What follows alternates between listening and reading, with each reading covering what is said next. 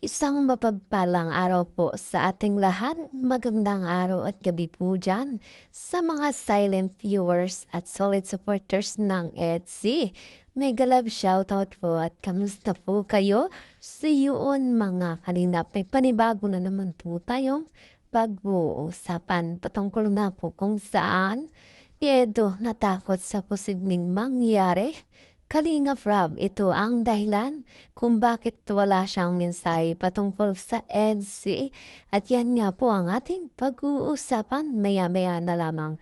Pero bago po yan, kung bago ka pa lang po sa aking munting YouTube channel, pa-like, share, and subscribe naman po at pakipindot na rin po ng notification bell para lagi po kayong updated sa aking i-upload na video at paalala rin po bago po tayo magbigay ng ating mga komento at opinyon, itapusin po muna natin ang kabuuan ng video. Nang sa ganun nga po akma po ang ating i-comment mga kalingap at lagi ko rin nga pong hiling sa inyo, patuloy nating suportahan na ang mag-ama na matubang. Napakaganda nga po yung ipinapalita nila sa atin, mga pagbibigay saya at tulong sa ating mga kababayan. Ipatuloy po nating suportahan ating maratan mga kalingap.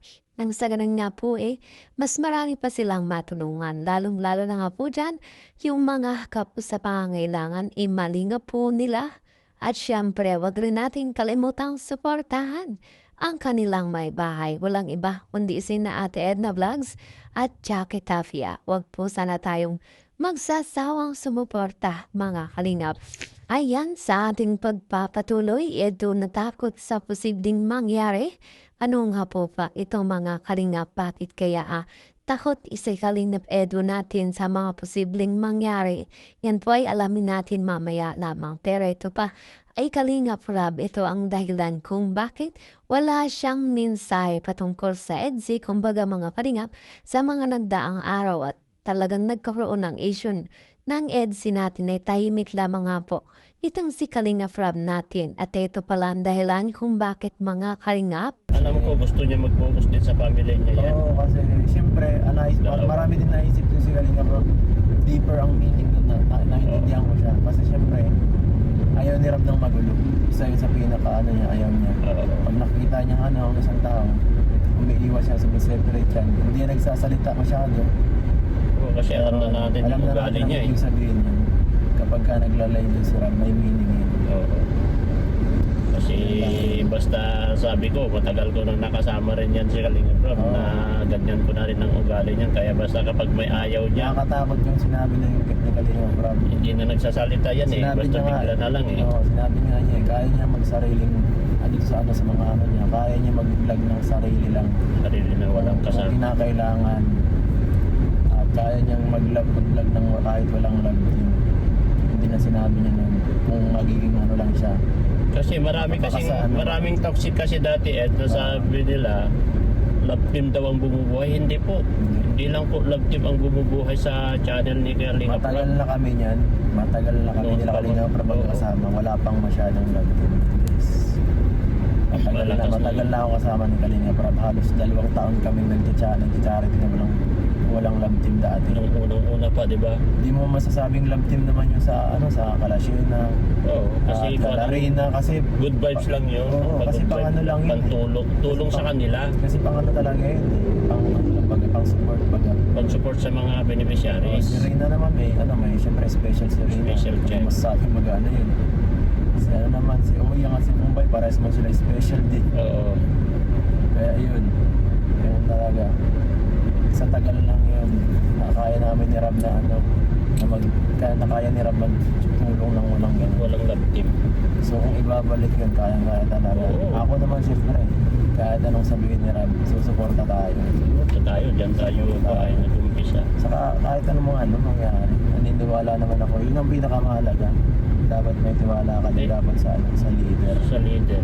Minsan nagagalit ako sa mga basher minsan kasi minsan yung mga nagsasabi nila na pambabas ay Rob. Siyempre, kami, matagal na kami kay Kalingap Rob. Siyempre, nasasaktan din kami kasi alam na namin ugali niya. Alam na namin ang kalakaran niya Saka hindi yun hindi sa pinoprotektahan ng iba yun. Sa pagdidepend nila. ganong bagay, makaka-apekto rin talaga sa community. Totoo At yan. kung mahal mo sila, no, ang mga leader natin, sila Kuya Bal, sila Support Kalinga mo. Prab, never mo ano yun, never At yan nga po mga Kalingap, yan pala ang dahilan kung bakit Kalingap Rob natin tahimik sa mga isyo patungkol nga po sa EDC natin dahil unang-una mga Kalingap, ayaw nga po ni Kalingap Rob ng magulo at talagang sinasabi ni Papa EDC natin na kapag si Kalingap Rob daw ay ayaw niya yung mga sitwasyong ganon talagang tumatahimik siya mga Kalingap at siyempre, naulit din naman yan ni Kalingap Rob sa ilang mga vlog niya na ayaw niya ng magulo at talagang hindi muna siya nagbibigay ng mga update mga Kalingap, lalo na nga po kapag magulo, lalo na nga po dito sa ating love team. At siyempre, tumagal din naman itong si Papa Eds natin sa Team Kalingap kung kaya kilala niya na ng mga Kalingap.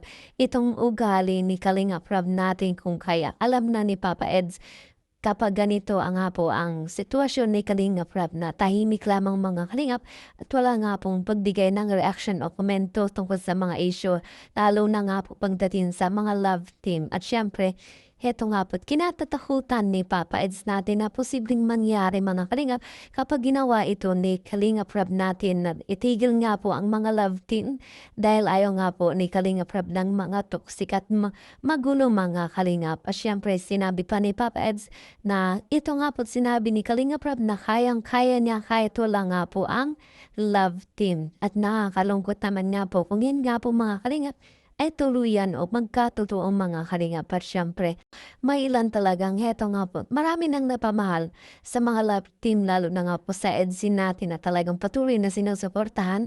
Nagmamahal mga Kalingap at talagang yung iba ay ginawa ng inspirasyon itong love team na talagang ayaw na o hindi na matanggap na mawala pa mga Kalingap. Kung kaya sa ngayon ay hirap talaga at hindi maintindihan kung anong magiging sitwasyon kapag nawala ang EDC natin. Marami nga po ang lalaylo o mawawala na mga viewers ni Kalingap Rob kapag nawala ang mga love team. Pero kahit ganun pa man, sinabi naman ni Kalingap Rob na kayang-kaya niya kahit wala nga po ang mga love team dahil noong una pa lang mga Kalingap. And marami na nga po ang nangyari sa mga vlog ni Kalingap Rob nung wala pa ang mga love team talagang nakikita nating successful at talagang marami ang sumasuporta dito kay Kalingap Rob kung kaya patuloy nating pasalamatan itong si Kalingap Rob natin sapagkat hindi niya nga po pinapatigil ang mga love team kahit nga po magulo at kahit nga po at talagang hindi na maganda mga Kalingap ang mga at marami na nga po ang nasasaktan dito mga Kalingap tulad na lamang ni EDC natin at talaga nga inulan ang pambabash ngayon at abutin na lamang nga at matatag ang EDC hanggang ngayon mga Kalingap.